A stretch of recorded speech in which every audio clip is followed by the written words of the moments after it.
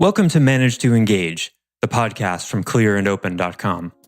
Dedicated to the evolution of you, because businesses grow when people do. Serving leaders, managers, and people who will be, helping you reach excellence in your work and achieve your personal goals at the same time.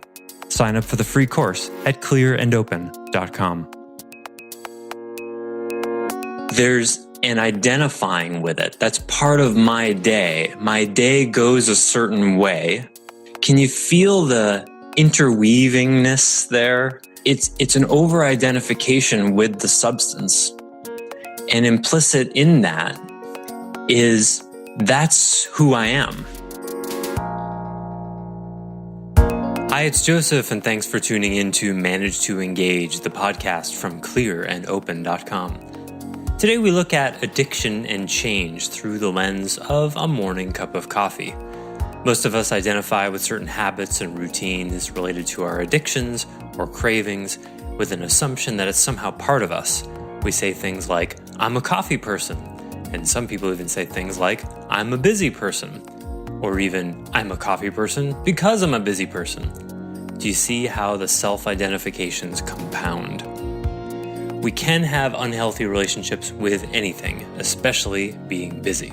We're going to talk about this. So for part one of our 4-part series on surrendering to change, we're going to learn about the 2 primary ways that we can orient toward changing something in our lives. I offer weekly member webcasts and teach live courses on clearandopen.com because it's my truth that, with the right tools, anyone can eliminate the people, money, and time problems holding them back in business. And I share part of these webcasts and courses on this show because I want to help you, too. If you're enjoying the show and learning from it, I'd love your feedback. If you're listening to the show on an Apple device, all you have to do is open the podcast app, view the full description of this episode, and click the link to leave a rating and review for the show. I'd appreciate it very much. Thanks so much for listening. Let's start the show. So I want to talk for a while about change and sort of generally about this subject, and then we'll do a little exercise with it. I was reflecting on what to talk about today, and just 5 minutes ago, the phrase, when you ask someone about coffee in particular, and I'm eliminating my morning caffeinated beverage right now. I've been whittling down my yerba mate from a tablespoon and a half. I'm down to a half a tablespoon this morning, and in a week it'll be 0. And so every morning my mind is thinking about a caffeinated bitter substance. And the reason I don't drink coffee is because if I did, I would probably drink a gallon of it a day. I'm sure I was born addicted to coffee, along with chocolate. And I love it so much. It's easier for some people, for sure, for me, to abstain rather than moderate. And that's a really interesting concept right there, actually, because the counsel you'll get from most experts is moderation, but that's not necessarily useful for all people. Gretchen Rubin, a really cool business teacher, guru person, has a little model. If you search for Gretchen Rubin, you'll find her. She has a model of, well, I forget what they are. There's a people pleaser, an upholder, and 2 other categories, I think. But the category that jumps out for me was that of the upholder. Upholders are the ones who will not talk in the movie theater because it's against the rules. It's not the right thing to do. They're oriented toward principles, and it's about 10% of the population. People think upholders are usually not very good at moderating. I am an upholder, because it's just way easier to make a rule and follow it rather than to use one's discretion mechanism, one's choice mechanism, to decide how much of it to use. So if I eat chocolate, I'll eat too much of it. It's just way easier for me just not to do it at all. Now, you could also argue, well, why don't you get to the bottom of what that's about and yada, yada, yada. Yeah, I do that too. So you have to use some discernment there. But there are only so many things you can be working on in yourself at any given time. Sometimes it just makes sense to make a decision. So I was thinking about if you ask 100 people about coffee, in the morning, you'll hear a lot of them say this phrase. Maybe you even say to yourself, well, that's just a part of my day. Have you heard anybody say that? Well, how much caffeine do you drink? Well, I have a cup in the morning, but that's just part of my day. Right? What? What do you mean it's part of your day? You mean like the sun coming up? It's part of your day, like opening your eyes, like breathing, like getting out of bed. Like those are parts of your day. But the coffee, is that really true that it's a part of your day?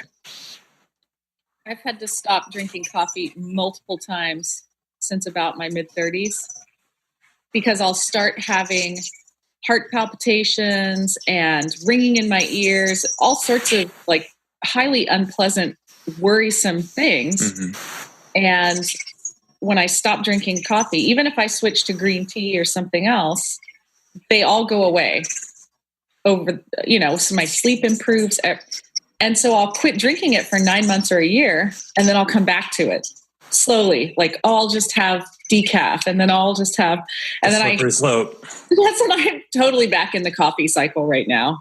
Uh-huh. But thus far, and I keep like clinging on to. I had this friend who's about a decade older than me, and she said, "Oh, when I was in my 40s, I had those same problems with coffee, but then it just magically got better one day, and now I can drink it all the time." So that I've been holding out for this promise of like, one day I'm going to turn a certain age and coffee won't be a problem for me anymore. And and so it can be an experimental process where you abstain, go back, and abstain and go back. And, ultimately, I think, this life or the next, one wants to get to the bottom of whatever their issue with coffee, chocolate, cake pops. I mean, my God, just the concept. It's more convenient than cake, but just as good, right? If you had trouble with a fork and that was keeping you from stuffing your face, suffer no longer, my friends. It's on a stick. Well, yeah, love cake, but don't want to have to deal with utensils and the inconvenience of cutting a piece off. And this might be for you. Jamie, I made those one time with my sister. They are crazy time intensive per what you actually get from them. Oh, I bet. I mean, I had no idea. Yeah. Yeah. Well, the price. They're crazy tasty. I'll tell you that.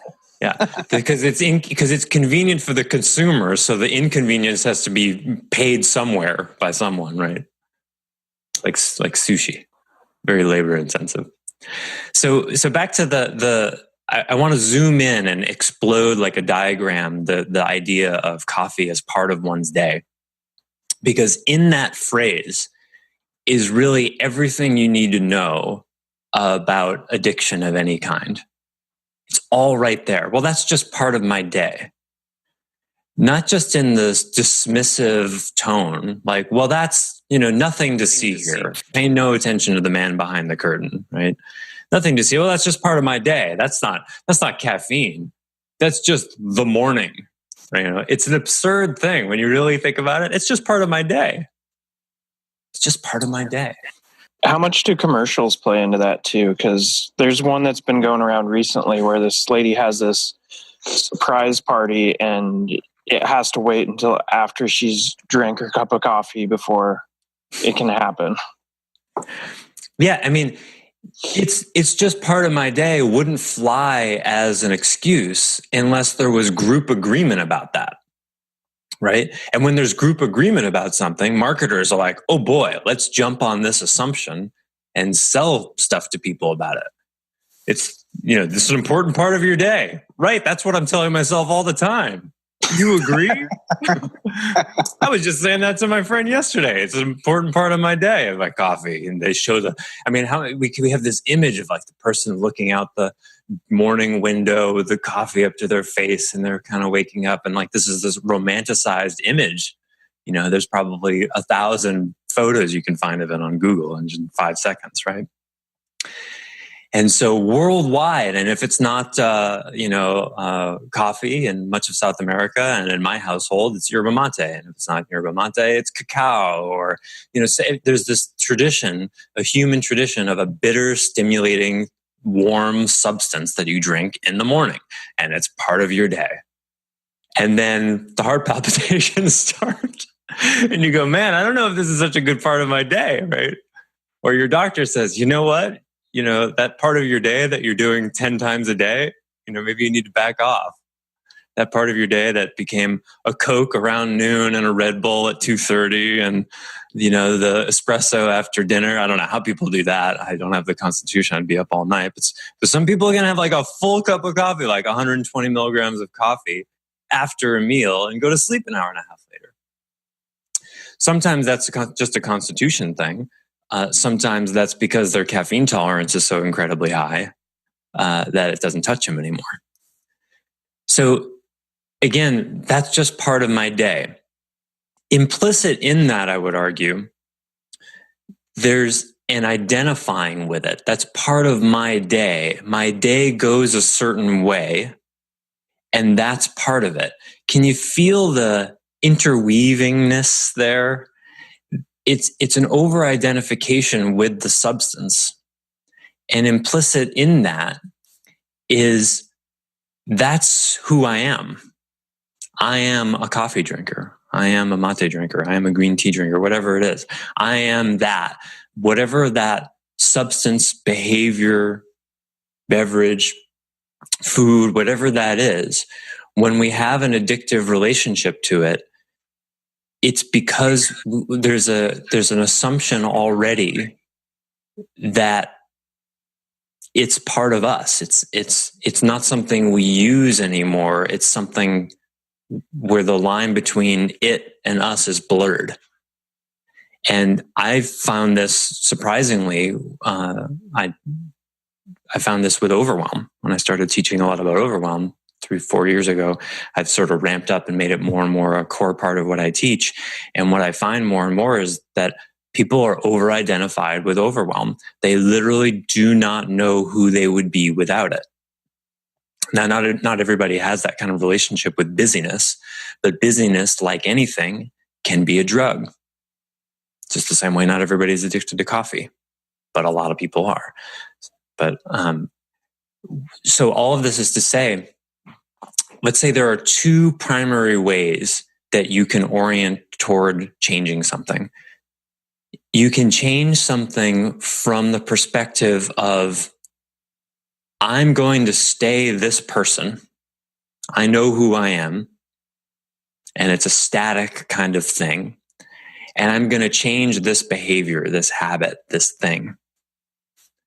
And I'm going to remain the same person who engages in a different behavior. I'm going to stay the same Joseph I am, but that Joseph's not going to have a caffeinated substance in the morning anymore. Right? Now that seems very reasonable, right? Well, of course, not having a little caffeine in the morning isn't going to be like this life-altering, identity-altering journey. Or might it be? Might it be? The other orientation, the first one is obviously most common, where people have the sense of like, I'm me, I'm going to stay the same person, and I'm going to do this differently. And this is not conscious, of course. The other orientation is, this is a difficult thing for me, and I'm going to embark on an emergent journey where letting go of this thing or making this change, I'm going to discover something about myself, and I'm going to surrender to the act of this new behavior, this letting go of this substance, and let the process teach me something about who I really am.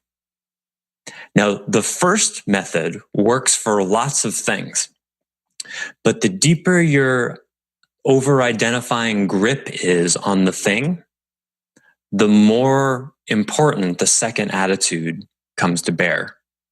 Because if you're over-identified, like I would say to someone who says, well, that coffee in the morning, that's just part of my day, I would want to say, who would you be without that part of your day? And the answer is grouchy. Right? That would be what happens at first. And this is what I've been noticing. I'm like, wow, I don't want to be alive until I've had my caffeine in the morning. Maybe some of you can relate, right? So in other words, I'm using that substance to get over this hump of engaging with my day. In other words, the substance is doing the work of engaging with my day for me. So isn't some of that have to do with ritual? Is in addition to an actual addictive, I mean, you're addicted to the ritual, I guess, as well. Yes. Well said. I love that you bring the word ritual. You're such an anthropologist, you. Yes. So the light side of it is ritual. Ritual is supportive for human beings. We are creatures of rhythm, right? Hearts beating, breath, breathing, pretty much the same beats and breaths per minute, on average. We have all sorts of cycles, digestive cycles and circulatory cycles. So we are creatures of rhythm. The rhythm is the light side, and a habit is the dark side. When the ritual is no longer serving your highest good, it's become a drug. And that, as we all know, is a very slippery slope, right? Check out any shaman in the Amazon. They're all addicted to tobacco. Well, not all, but many. Now tobacco is a sacred herb in that culture. But the cleaner shamans don't inhale, to use the oft quoting Clinton thing. Who smokes marijuana and doesn't inhale? Anyway, just like the way it tastes. Just taste it, and if you want to see what the drug does to you, later on you can try inhaling. But the ritual use of tobacco usually doesn't involve inhaling, right? If you look around in Native American traditions and indigenous traditions, they don't inhale that stuff. I mean, you get a little in you anyway, okay, but it's not the same as inhaling it. But then look at the slippery slope. Then, I'm feeling kind of good. I wonder why that is. Well, let me try actually inhaling this stuff. Whoa, that's a really strong effect. And now it's no longer a ritual. It's something you need every day, or else you can't go to the bathroom or face the world or whatever. So that's the light and shadow there. That's the light and shadow. And we're drawn to rituals. We're drawn to that. But when we give over our identity to it, now it's no longer a ritual that we're serving, or that a ritual that's serving us. It's a thing that we're serving. See the lyrics of the great Metallica's Master of Puppets, right? That's what that song is about in some ways. When when something you're using occasionally somehow becomes your master. It's no longer about supporting your self-authority. So that's why that's one of the reasons why I hate being addicted to anything. And I've been going back and forth with caffeine for a couple of years. I love it as a tool, but there's a slippery slope there where it becomes your master. Then it's not a tool anymore, right? If you can't put it down, it's not a tool. It's become a part of you. Now, what have you signed up for then? Thanks for listening to Manage to Engage, the Clear and Open podcast. Join us next week when you'll be a little bit closer to who you're destined to be. Until then, know that Clear and Open is dedicated to the evolution of you, because businesses grow when people do. Be sure to visit clearandopen.com for the latest tools, articles, and free resources to help you on your journey. Thanks for listening, and bye for now.